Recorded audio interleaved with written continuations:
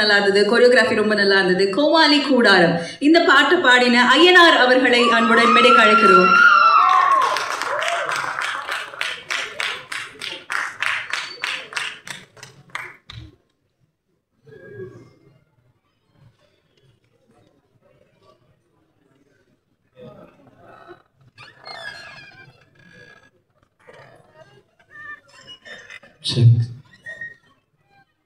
ஹாய்ங்க. வணக்கம். சென்டர் ஓகேவா? சூப்பர். கோமாளி கூடாரம் அப்படியே ஆரம்பமே அசத்தலாக இருந்தது. நல்ல ஒரு அழகான பாட்டு உங்களுக்கு கிடைச்சிருக்கு.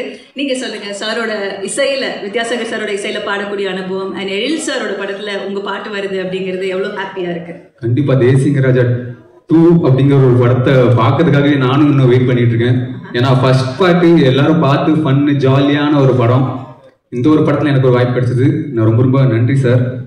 அண்ட் வித்யாசாகர் சார், நான் எதிர்பார்க்கவே இல்லை இந்த படத்தில் வாய்ப்பு கிடைக்குன்னு சொல்லிட்டு எனக்கும் ஒரு பாட்டு கொடுத்து இந்த படத்தை ஒரு பாட்டாக வச்சிருக்கு. ரொம்ப ரொம்ப நன்றி சார். அண்ட் படத்தோட மொத்த காஸ்ட் அண்ட் க்ரூவுக்கு என்னோட வாழ்த்துக்கள். படம் செம்ம ஜாலியாக என்ஜாய் பண்ணுங்க, எல்லாரும் தியேட்டர் வந்து பாருங்கன்னு சொல்லிட்டு நான் கேட்டுக்கிறேன். எனக்கு ரொம்ப எதுவும் பேச வரல, படபடன்ட்டு இருக்கு.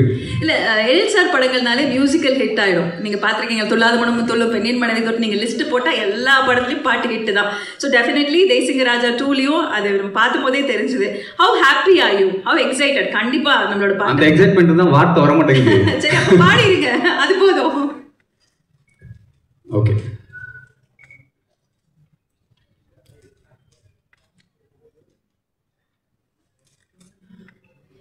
கோமாளிங்க கூட்டாரம் கூற பிச்சு கூத்தாட்டும், ஆசை வந்து தொத்துட்டா விடாது வேட்டாலும், கனவுக்குள் காலம் தள்ளி நெசம் பார்த்து பயந்துடுவான், அச்சா நீ இல்லா வயசு தடு மாறி கவுந்துடுவான், காப்பாத்த கையன்னிட்டு உன்னைய சேர்த்து இழுத்துடுவான், சிறுசா ஒரு வட்டம் போட்டு வாழ்க்கையத்தான் முடிச்சிடுவான். கோமாளிங்க கூட்டாரம் கூற பிச்சு கூத்தாட்டும், ஆசை வந்து தொத்துட்டா விடாது வேட்டாலும்.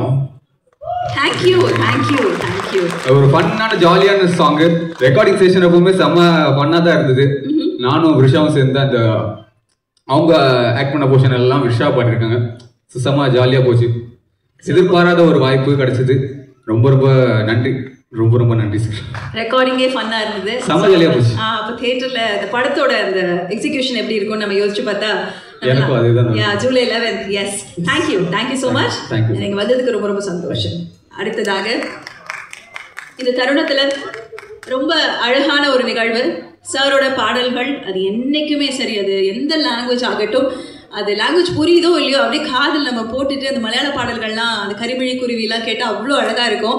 ஏன்னா அப்படி ஒவ்வொரு அழகான பாடலையும் நமக்கு கோல்டு மாதிரி, தங்கம் மாதிரி கொடுத்துக்கிட்டே இருந்திருக்காங்க. இப்போவும் தாமரை பூவுக்கும் தண்ணிக்கும் ரீல்ஸில் சுற்றிக்கிட்டே இருக்குது, படத்துலையும் சுற்றிக்கிட்டே இருக்குது.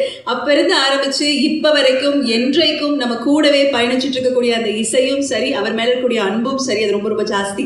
அதனால தான் அவரோட கான்சர்ட்ஸில் எப்போவுமே கூட்டம் வழிஞ்சிக்கிட்டே இருக்கும். ஒரு ரிப்பீட் ஆடியன்ஸாக நாங்கள் இருந்துக்கிட்டே இருப்போம். எந்த ஊரில் எந்த நாட்டில் கான்சர்ட் வச்சாலும் வித்யாசாகர் சார் கான்சர்ட்டாக அப்போ மனசு நிறைவாக எல்லா விதமான ஜான்ரலி மியூசிக் கேட்கலாம் அப்படிங்கிற ஒரு திருப்தி இருக்கும்.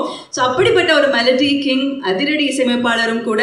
அவங்க தேசிங்கராஜா 2 திரைப்படத்திற்கு இசையமைச்சிருக்கிறது எங்களுக்கு மிகப்பெரிய சந்தோஷம், அது எங்களுக்கு பெருமையும் கூட. அந்த ஒரு பெருமையோடு let's welcome melody king Vidyasagar sir onto the stage please.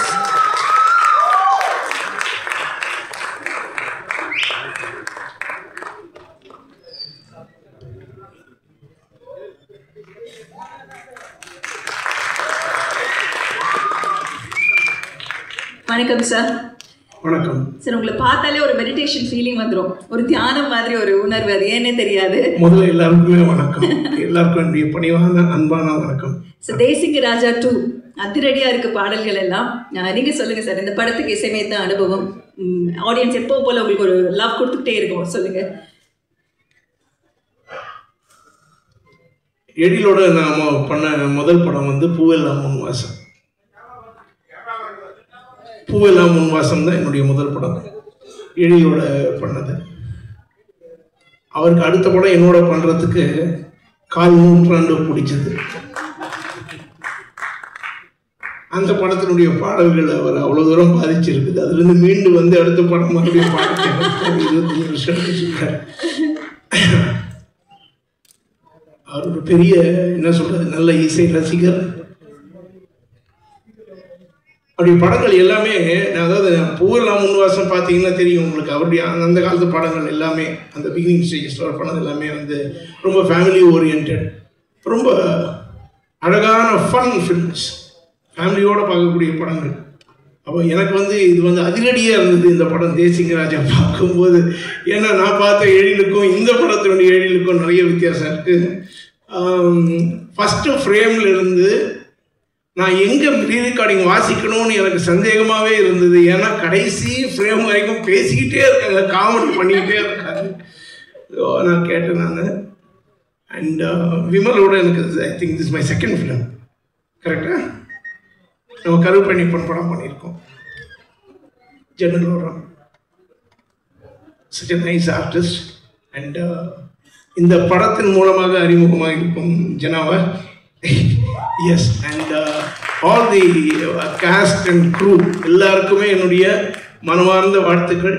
இந்த படம் ஒரு வெற்றி படமாக அமையும் என்று இறைவனை வேண்டுகிறேன். Beautiful sir. அண்ட் ஒரு சாங் ரொம்ப அழகு, எல்லா பாட்டுமே, பட் உங்களோட மெலடி டச் இருக்கக்கூடிய அந்த நிலா மழை எழில், அந்த எழில் அழகா இல்லை எழில் சாருக்கு ஒரு ரிமைண்டரா, அந்த 4 நூற்றாண்டுக்கு ஒரு ரிமைண்டரா?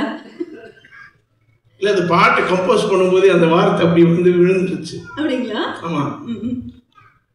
நிலா மழை எழில் அப்படின்னு சொன்னோம், அது எழில் எதிர்க்கவே உட்காந்துருக்காங்க. அதனால எழில ரொம்ப எழிலாக வந்துருச்சு, அந்த பாடல் அழகாக வந்திருக்குது, அழகாக அமைஞ்சிருச்சு. சார், டிஜிட்டல் வந்ததுக்கு அப்புறம் இசையமைப்பது ஈஸி அப்படின்னு நீங்க சில மேடைகளை நீங்க சொல்லியிருந்திருக்கிறீங்க.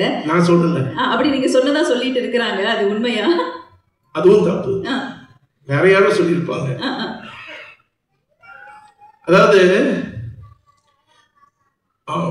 மியூசிக் வாசிக்கிறது, அதாவது இந்த கீபோர்ட்ஸ் ப்ரோக்ராமிங்கு இதெல்லாம் வந்து எளிதாகி இருக்கலாம். கிரியேஷன்றது எளிது கிடையாது, அது தானும் உருவாக்கக்கூடிய ஒரு விஷயம். உள்ள இருக்கிறது தான் கிரியேஷன். ஸோ டெக்னாலஜி அதிகமானதுனால வந்து கிரியேஷன் அதிகமாகிடுன்றது கிடையாது, உள்ள இருந்தால் தான் வெளியே வர்றதுக்கு இல்லையா?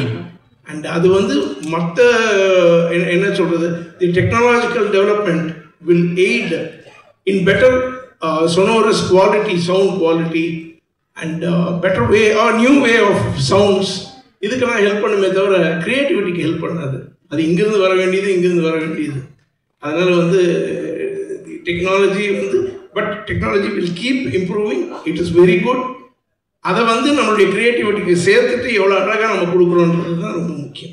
பியூட்டிஃபுல்லாக சொன்னீங்க சார், தேங்க்யூ. அந்த ஒரு அழகான ஒரு படைப்பு பற்றி நீங்கள் சொன்ன அந்த வார்த்தை, ஸோ நீங்கள் க்ரியேட் பண்ணணும், என்ஹான்ஸ் பண்ணுறதுக்கு டெக்னாலஜி வில் ஹெல்ப் அப்படிங்கிறது தான் சார்.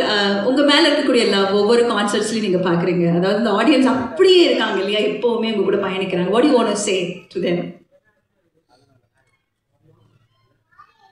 அதாவது மாறா அன்பும் என்னுடைய பாடல்கள் மேலே அவர்கள் வைத்திருக்கக்கூடிய அந்த மோகம், அந்த காதல், அதை மனதில் தாங்கிக் கொண்டு அவருடைய சிறு வயதிலிருந்து வளர்ந்து வந்து இப்போ கூட வந்து இந்த ஜென்ரேஷன் கூட அவங்க வந்து அதுக்கு ரொம்ப பாராட்டி அடிக்கடி வந்து கேட்கணும்னு ஆசைப்படுறதுல எனக்கு ரொம்ப சந்தோஷம் இருக்குது.